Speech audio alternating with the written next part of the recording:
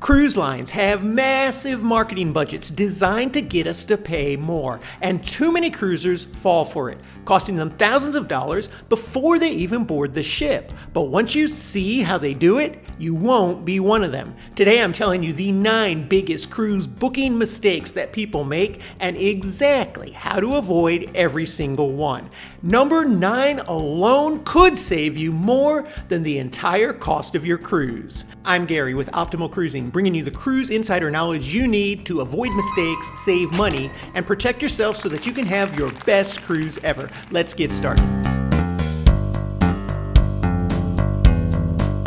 When I first started cruising, every time I wanted to book a cruise, I just went directly to that cruise line on their website, found what I was looking for, booked it, and I was done. It was simple. However, that's really a way to throw some money away, or at least leave some on the table. The best way to book your cruise is to do it with a cruise travel agent. Now, we have a link for the one that I always use now, Cruise Direct, in our description, but it doesn't matter who you use. It just matters that you're using somebody who can give you a financial advantage. Cruise travel agents like Cruise Direct offer a low price guarantee, which means that you don't have to do the work to make sure you're getting the best deal. Now, if you book directly with the cruise line, that doesn't necessarily mean you're going to pay more, but you might not get as many perks. Sometimes these cruise travel agents have extra perks that they can throw in for free. Other times, cruise travel agents can buy books of rooms and sell them at a cheaper price than what the cruise line is selling them for. And you won't know this if you only book directly with the cruise lines. And then these cruise travel agencies generally provide better service. There are instances all over social media where prices dropped and the cruise travel agency went to bat for the customer and got that lower price matched. And then there's one sneaky thing that some cruise lines do that can cost you hundreds of dollars. I'm going to get to that in a minute. But first, let me know if you prefer to book with a travel agent or directly with the cruise line. Put it in the comments below. One of the biggest booking mistakes people make is saving a few dollars that can cause them a major headache for their entire cruise. And that comes down to cabin selection. Now, many cruise lines will offer you a slightly discounted price for a guaranteed cruise cabin, which simply means you're not selecting the cabin. They're going to pick it for you. Could be right after you book, could be right before you get on the cruise. It just kind of depends. However, if you let them pick this cabin for you, you have a much better chance of getting a cabin that you're not going to be happy with, especially if this is a first cruise for you or you are relatively new to cruising. You don't want to end up in certain areas of the ship that are going to be noisy, that are going to make it difficult for you to sleep. If you have issues with seasickness, there's certain areas of the ship you want to avoid. I have a full video on how to pick the best cruise ship cabin for you. I'm going to link that in my description. But now let's talk about the one sneaky thing some cruise lines do that costs passengers hundreds of dollars. Many years back, this mistake actually cost me $600. I booked a cruise well out into the future. It was about a year away. And I put down a $200 deposit per person. It was for me, my wife, and my son. And I kind of just put it on the back burner, kind of forgot about it. I knew I had to make a final payment at some point, and I knew I was going to get an email from the cruise line. Well, I changed my email in the interim there. And do you know what? I didn't get one call from the cruise line, one letter in the mail. They claimed they sent an email to my old email address, which I didn't get. And I missed the deadline for making the final payment. And they canceled my reservation and refused to refund any of the deposit. This can actually happen to you. And there's stories all over the internet of it happening to other people. You must be very careful about these payment deadlines. If you're putting down a deposit for a cruise off into the future, set yourself reminders in several places so you don't forget, because that cruise line is going to send you one email, maybe a few emails, a reminder, the date's coming, you have to make the final payment by here. But they're not going to call you. They're not going to chase you down. If you miss it, they can cancel that reservation and then that deposit is gone, non-refundable. I know it sounds obvious, but it does happen. Don't let missing an email or two cost you hundreds of dollars. And then make sure you do this next thing well before you get on the ship. A couple of years ago, I went on a cruise with a good friend of mine, and we were talking about whether or not he wanted the Wi-Fi package, because I was going to just add him to my package because you get a discount if you buy multiple packages with the same cabin. And he was hemming and hawing whether he really wanted it. He said, "No, I probably won't use it. Just get it for yourself." So he ended up not buying the Wi-Fi package ahead of time. And when we got on the ship after that first day, he's like, "Yeah, I want the package." And he ended up paying probably about 40% more than I did, because cruise lines will discount these kinds of packages heavily before you get on the ship. And there is a psychology behind this. They want you to spend this money on the Wi-Fi package, the drink package, dining packages before you board the ship. In fact, they'd like you to spend it well before you board the ship, because then that money's spent money. And by the time you get on the ship, you're not thinking about those hundreds or even thousands of dollars you spent on packages. You're thinking, "Oh, I get all this stuff for free. Maybe I can spend a little more money in the casino, spend a little more money on spa services." If you walk on that ship and you're buying packages, that's a big financial hit, and you're probably going to be a little more careful. Not to mention that you're throwing money away if you buy these packages on the ship, because all cruise lines discount them ahead of time. Some more than others, but cruise lines like Royal Caribbean, MSC, you're going to get between 30-40% off drink packages, dining room packages, Wi-Fi packages, if you book them at the right sail time before you board the ship. Once you're on the ship, you're paying a heck of a lot more, and it's just not worth it. And if you don't like being that guy or girl who paid a whole lot more for the same thing that everybody else got for a lot less, then you're not going to want to make this next mistake.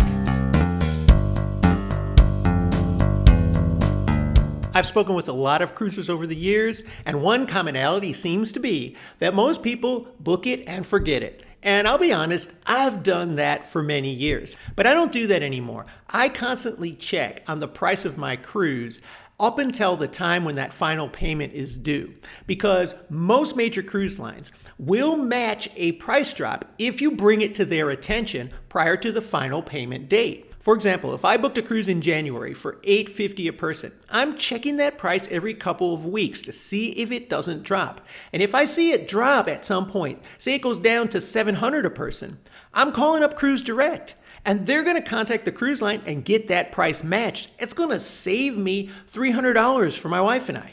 Sometimes these price drops can be considerable, but you have to watch for them, because the one thing the cruise line is not going to do is call you up and say, "Hey, we just cut the price. Would you like a better deal?" And that goes back to my first point of why it's a good idea to book with a cruise travel agency, because if you notice a price drop, they'll go to bat for you and get that changed without any hassle. And while most cruise lines won't match prices after that final payment has been made, cruise travel agents have been known to be able to get you other discounts, such as onboard credits or possibly room upgrades, if there is a price drop, even at the late stages of booking. So it's a good idea to work with somebody who has some of that insider knowledge and connection. Now, if you are looking to book a cruise, we maintain an independent list of the best cruise deals you can book right now. If you'd like a copy, just comment deals or click on the deals link in our description. A friend of mine wanted to book a Mediterranean cruise. He got online, found a discounted cruise, and booked it, not paying much attention to the cruise line or the cruise ship. And this is a big mistake a lot of passengers make, especially if you're booking a cruise in a different area or with a line you've not sailed before, because cruise ship really matters. I'll give you one example. MSC is huge now in the United States market. They have a lot of their bigger, best ships sailing out of Miami, Port Canaveral, Galveston, and other ports. And this is a big show they're putting on. But if you go and book some of their ships in Europe, they could be 20-year-old ships without much going on board. Some of them don't even have specialty restaurants. And this isn't just the case with MSC. You have to pay attention to the cruise ship you're actually booking. A lot of these bigger cruise lines have a wide range of different styles and types of ships. They have newer ships that have been built in the past 5 years that have all the latest, greatest features and amenities, and they have older ships that could be 20 plus years old. Now, yes, they've been upgraded and revamped, but you have to know what kind of a cruise you want to get into. Some people want these older ships because they tend to offer a more relaxed or subdued cruise without all the activities and without as many kids as these newer mega ships attract. Other people will be disappointed because they don't have all the action going on some of the newer ships. So research your ship or talk to your cruise agent beforehand so that you really know what you're getting and that you're going to be happy with that ship before you put down the money and set sail. I'm sure some of you have booked a cruise and then been disappointed with the ship. Let me know in the comments below.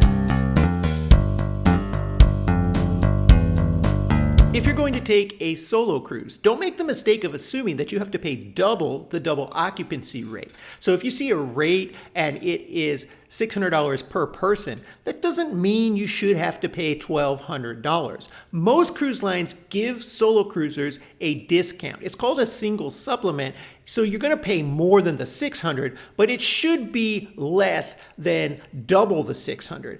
Many cruise lines these days are offering solo cabins, which are designed for solo cruisers, and the price is a lot more accommodating to a solo cruiser. The biggest one with probably the most cabins right now is Norwegian, and Virgin is also known for offering these solo cabins, but more and more cruise lines, even Royal Caribbean, Princess, Celebrity, they're all offering more and more solo cabins, usually on their newer ships, but it's something to look at if you're going to be a solo cruiser to save some money and still have a great cruising experience.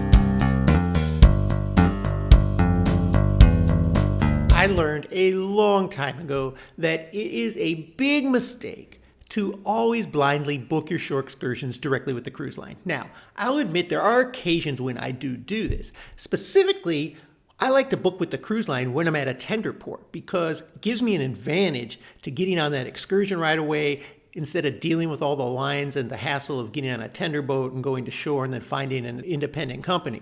But at a typical cruise port, especially at ports where the cruise ship will dock, I'll usually be able to find much cheaper deals for the same or very similar shore excursion that the cruise line is offering by companies like Viator and Shore Excursions Group. I have links to those companies in my description because they're actually ones that I have used. But there are others out there as well. And these independent providers typically will save you hundreds of dollars over the course of your cruise if you book directly with them. Always do your research, check on the reviews. These independent providers have hundreds of reviews for their tours, so you can see what other people have said.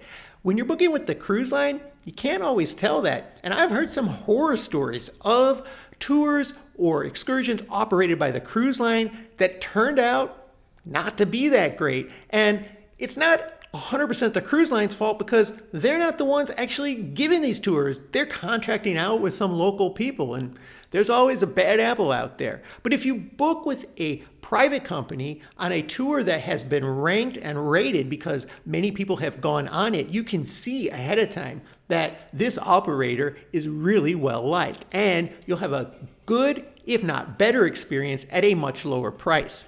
Now, avoiding this next mistake has saved a lot of cruisers more than the entire cost of their cruise. I'm going to get to that next. But first, if you would take a minute, hit the like button, subscribe to our channel. It helps us grow and we'll continue to bring you insider cruise information. I'll admit, when I first started cruising, I never bought any type of cruise travel insurance. I just wanted to save the money, and I figured nothing's ever going to happen. I'm never going to have a problem where I need it, so why spend an extra $150 just for some erroneous coverage? However, that's a little bit short-sighted, and I realize that now. While I've never had any kind of major event, I have seen them happen on cruise ships, where people had a medical event that caused them to be evacuated from the cruise ship in the middle of the ocean, taken off on a helicopter.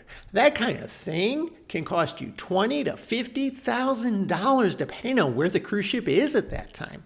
And that's not some kind of liability you want to have on your hands. So simply by purchasing some type of cruise travel insurance, you can have that covered. So it's taken care of if something happens. And it's not only for that. If you have an event at a port of call and you need medical attention, it's going to cover that. Some of these policies will also cover reimbursement for various things that cause you to miss your trip. In fact, if you go with a private company like the ones I've got listed in my description, they will even cover you if you cancel for whatever reason. The premium's a little higher if you opt for that type of policy, but it gives you all the options. And you at least want a minimal coverage policy that will cover you if for some reason you get sick, you fall, you have an accident or a medical event while you're on your cruise, so that you don't end up with a huge bill and you can get safely back home. If you need medical transport back home, it's all going to be taken care of and you're not going to have any stress, which is the last thing you need if you're facing a situation like that. And the internet is full of sad stories of cruisers who lost their entire cruise fare because they couldn't make the cruise. Maybe they had a death in the family, or maybe they had an unexpected hospitalization for themselves or a child or for their spouse. And the cruise lines don't care about that. They're not refunding your money. But if you have a reputable travel insurance policy, those are all covered events, and they'll reimburse you for the entire cost of your cruise fare so that you can save that money and go on a cruise when it's more convenient. So now that you can avoid the 9 biggest cruise booking mistakes, there are a lot of cruisers making mistakes on embarkation day that can actually ruin your cruise. I'll tell you how to avoid those right here.